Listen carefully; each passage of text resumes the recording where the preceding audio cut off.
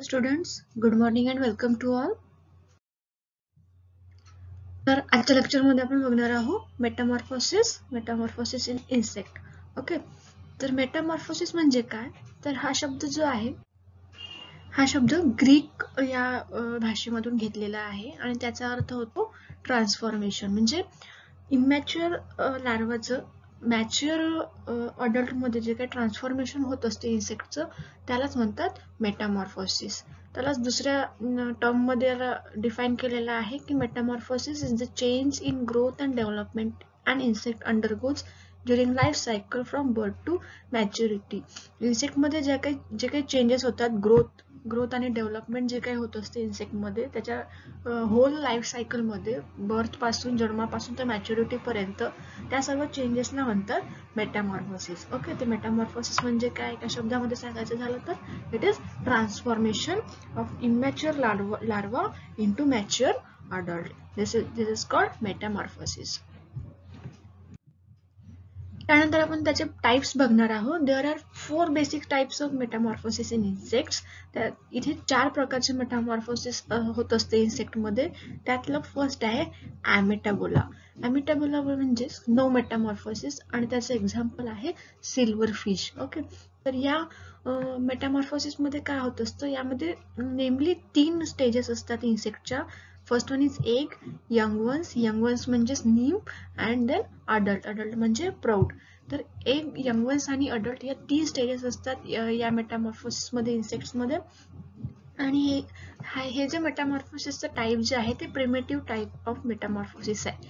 तर primitive type म्हणजे म्हणण्याचा अर्थ इथे की या प्रकारचं जे मेटामॉर्फोसिस आहे हे खूप आधीपासून होत आलेलं आहे, म्हणून त्याला म्हणतात प्रिमेटिव्ह टाईप ऑफ मेटामॉर्फोसिस.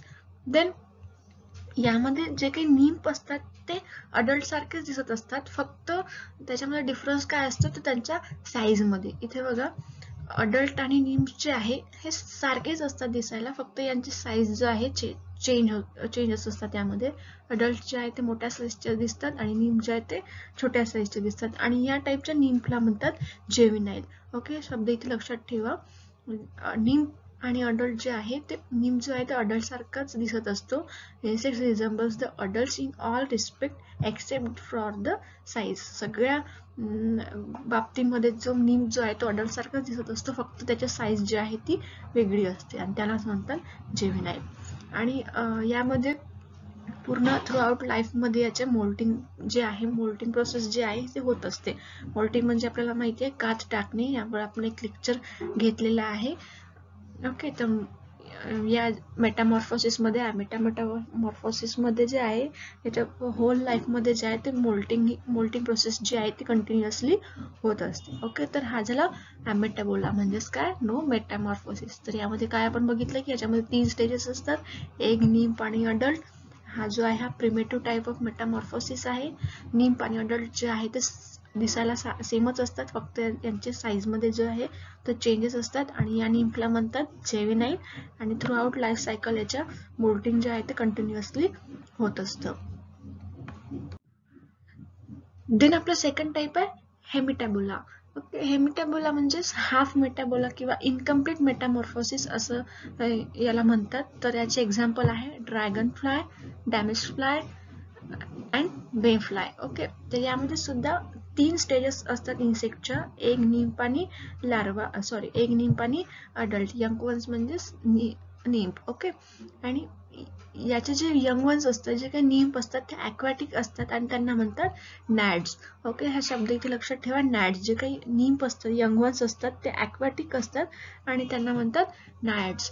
आणि ते जे आहे ते अडल्ट पेक्षा हॅबिट आणि हॅबिटॅट मध्ये वेगळे असतात. तर इथे का असतात, तर जे काही नीम्फ असतात ते आपण इथे बघितलं की ते ॲक्वॅटिक असतात, जे काही अडल्ट असतात ड्रॅगन फ्लाय जे एरियल असतात. म्हणून यामध्ये हॅबिट आणि हॅबिटॅट जे आहे यांच्यामध्ये डिफरन्स आपल्याला बघायला मिळतो.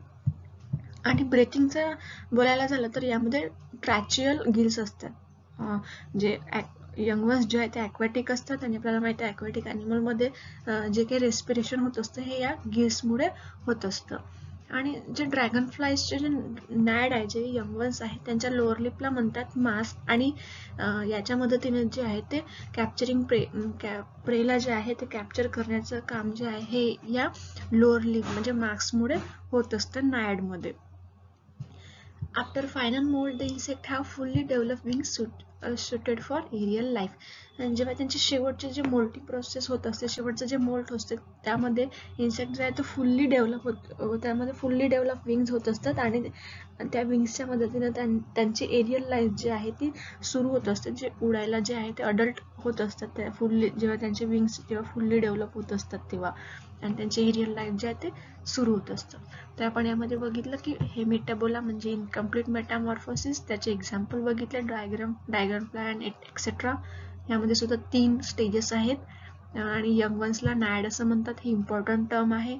आणि नॅड आणि अडल्टमध्ये हॅबिट आणि हॅबिटॅटमध्ये आपल्याला डिफरन्स बघायला मिळत असतो. नंतर लोअर लिपला मास्क म्हणतात, ज्याच्या मदतीने हे प्रेला ते कॅप्चर करत असतात, आणि त्याची जेव्हा फायनल मोल्ट होत असते तेव्हा यामध्ये विंग्स जे आहे ते फुल्ली डेव्हलप होत असते की, आणि त्यानंतर त्यांची एरियल लाईफ जी आहे ती सुरू होत असते. त्यानंतर थर्ड वन इज पॅरामेटाबोला, ज्याला दुसरा शब्द आहे gradual metamorphosis. For example cockroach, grasshopper, bugs. यामध्ये सुद्धा यंग वन्स जे आहे त्याला नीम असं म्हणतात, आणि ते टेरेस्ट्रियल असतात and resembles the adults in general body form except the wings and external genitalia. यामध्ये काय तर नीम जे आहे ते टेरेस्ट्रियल आहे, आणि ते अडल्ट्स पेक्षा वेगळे आहे, कारण यामध्ये जे आहे विंग, नीम मध्ये जे आहे ते विंग डेव्हलप नसतात, अडल्ट मध्ये जे आहे ते विंग डेव्हलप असतात, आणि नीम मध्ये जेनेटली जे ऑर्गन्स आहेत ते डेव्हलप नसतात, आणि अडल्ट मध्ये ते डेव्हलप असतात. ओके. आणि कंपाऊंड आईज आणि माउथ पार्ट्स ते बघायला गेलं तर अडल्ट आणि नीम मध्ये जे कंपाऊंड आईज आणि माउथ पार्ट्स जे आहेत ते सेम असतात. Okay, similar to that of adults. Both nymph and adults share the same habitat. यामध्ये हॅबिटॅट जे आहे ते सेम असतात, ते एकत्रच राहत असतात. Okay. And wings but externally appearing later instar. तर इन्स्टार म्हणजे आपल्याला माहित आहे 2 मोल्टिंग मधला जो पिरियड असतो त्याला म्हणतात इन्स्टार. ओके. तर विंग्स बट जे आहे ते शेवटच्या इन्स्टार नंतर त्यांच्यामध्ये डेव्हलप होत असतात. द जेनेटलिया डेव्हलपमेंट इज ग्रॅज्युअल, आणि जे जेनेटलिया डेव्हलपमेंट जे आहे ते ग्रॅज्युअली होत असते, म्हणजे ते हळूहळू होत असते. The latter instar nymphs closely resembles and adults with successive moult. Okay. आणि जे शेवटचं जे त्यांच्यामध्ये इन्स्टार असते त्यामध्ये नीम जो आहे तो अडल्ट सारखा दिसत असतो, जे की सक्सेसिव्ह मोल्टिंग असते. शेवटची जी मोल्ट असते त्यामध्ये नीम जो आहे तो अडल्ट सारखा दिसत असतो. ओके. तर हे झालं पॅरामेटाबोला म्हणजेच ग्रॅज्युअल मेटामॉर्फोसिस. यामध्ये ग्रॅज्युअली डेव्हलपमेंट होत असतं नीमचं अडल्ट मध्ये. ओके. त्यानंतर last one is holometabola. Holometabola म्हणजे कम्प्लीट मेटामॉर्फोसिस. हे इम्पॉर्टंट टाईप आहे चारही मध्ये.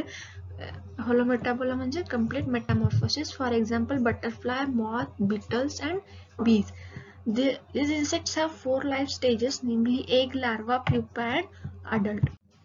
यामध्ये 4 लाईफ स्टेजेस बघायला मिळतात. Egg, larva, pupa and adult. Egg, larva म्हणजे caterpillar, then pupal stage and then adult stage.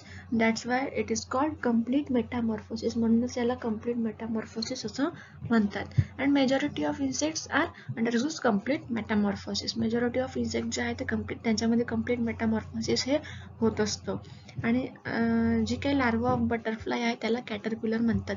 G butterfly आहे त्याचे जे लार्वा आहे त्याला म्हणतात caterpillar. And larva differs greatly in form from adult. आणि जे कॅटरपिलर जे आहे ते अडल्टपेक्षा खूप मोठ्या प्रमाणामध्ये डिफरन्स असतो या दोघांमध्ये. इथे म्हणजे आपल्याला व्हिज्युअली कळतंच कॅटरपिलर आणि अडल्टमध्ये, बटरफ्लायमध्ये खूप मोठा डिफरन्स इथे बघायला मिळतो. आणि compound eyes are absent in larva. लार्वामध्ये कंपाऊंड आईज जे आहे ते अब्सेंट असतात, पण त्यांच्यामध्ये जे लॅटरल ओसिली जी आहे ती व्हिज्युअल ऑर्गन्स म्हणून त्याच्यामध्ये काम करत असतं, त्यालाच म्हणतात स्टेमॅटा. देन माउथ पार्ट्स आणि फूड हॅबिटॅट जे असतात निम्प आणि अडल्टचे ते खूप डिफरंट असतात. इथे आपल्याला व्हिज्युअली डायग्राम मध्येच बघायला मिळतं की कॅटरपिलर आणि अडल्ट जे आहे ते दिसायलाच इतके डिफरन्स आहे. तर ऑब्व्हियसली त्यांचे जे माउथ पार्ट्स आणि फूड हॅबिटॅट जे काही आहे अडल्ट आणि निम्पची त्यांच्यामध्ये डिफरन्स असणार. तर कॅटरपिलरमध्ये म्हणजे निम्पमध्ये माउथ पार्ट्स जे असतात ते मॅन्डिबुलेट असतात, म्हणजे चिविंग आणि बॅटिंग टाईपचं त्याच्यामध्ये माउथ पार्ट्स असतात कॅटरपिलरमध्ये. आणि अडल्टमध्ये जे आहे ते पिअर्सिंग आणि सकिंग टाईपचं माउथ पार्ट्स असतात. त्याच्यामुळे कॅटरपिलर आणि अडल्टमध्ये डिफरन्स आहे. आणि विंग्स जे आहे ते इंटरनली डेव्हलप होत असतात. आणि जेव्हा लार्वाची फुल्ली ग्रोथ होऊन जाते, जेव्हा लार्वल ग्रोथ जे आहे त्याची कम्प्लीट होतं, कॅटरपिलरची जी ग्रोथ आहे ही कम्प्लीट होते, त्यानंतर ते प्युपर स्टेजमध्ये त्याचं ट्रान्सफॉर्मेशन होत असते. हे जे आहे ते प्युपर स्टेज आहे. जेव्हा लार्वा ग्रोथ हे कम्प्लीट होत असते त्याच्यानंतर त्याचं ट्रान्सफॉर्मेशन प्युपामध्ये होत असतं. तर during the non feeding pupal stage, okay, pupal stage म्हणजे काय, नॉन फिडिंग, त्या फिडिंगचं जे आहे ते त्यांच्यामध्ये प्रोसेस जी आहे ती थांबून जाते, त्याला नॉन फिडिंग स्टेजलाच म्हणतात प्युपर स्टेज.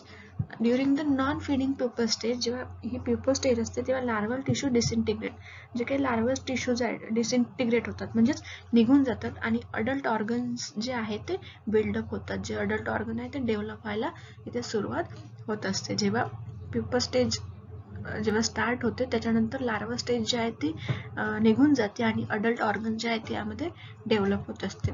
हे झालं हॉलोमेटाबोला म्हणजेच कम्प्लीट मेटामॉर्फोसिस. कारण यामध्ये एग, लार्वा, प्युपा आणि अडल्ट हे चारही स्टेजेस असतात, म्हणून याला म्हणतात कम्प्लीट मेटामॉर्फोसिस. आणि most of the insect, majority of इन्सेक्टमध्ये कम्प्लीट मेटामॉर्फोसिस आपल्याला बघायला मिळतं.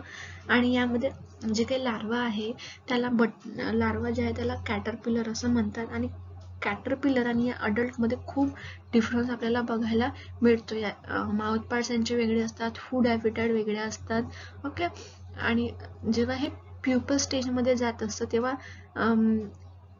तेव्हा हे जे आहे यामध्ये लार्वस टिश्यूज जे आहे ते निघून जातात आणि अडल्ट ऑर्गन जे आहे ते डेव्हलप व्हायला इथे सुरुवात होत असतात. हे झालं हॉलोमेटाबोलाचे कॅरेक्टरिस्टिक्स, ओके. तर आजच्या लेक्चरमध्ये आपण मेटामॉर्फोसिस बघितलं. तर Metamorphosis is the process in which transformation of immature larva into mature adult, that is called metamorphosis. त्यानंतर आपण त्याचे 4 टाइप्स बघितले, ॲमेटाबोला, हेमिमेटाबोला, पॅरामेटाबोला अँड हॉलोमेटाबोला, ओके. आय होप तुम्हाला हे लेक्चर कळालं असेल, मेटामॉर्फोसिस म्हणजे काय हे कळालं असेल, ओके. तर नेक्स्ट लेक्चरमध्ये आपण नेक्स्ट टॉपिक कव्हर करूया, ओके. थँक्यू.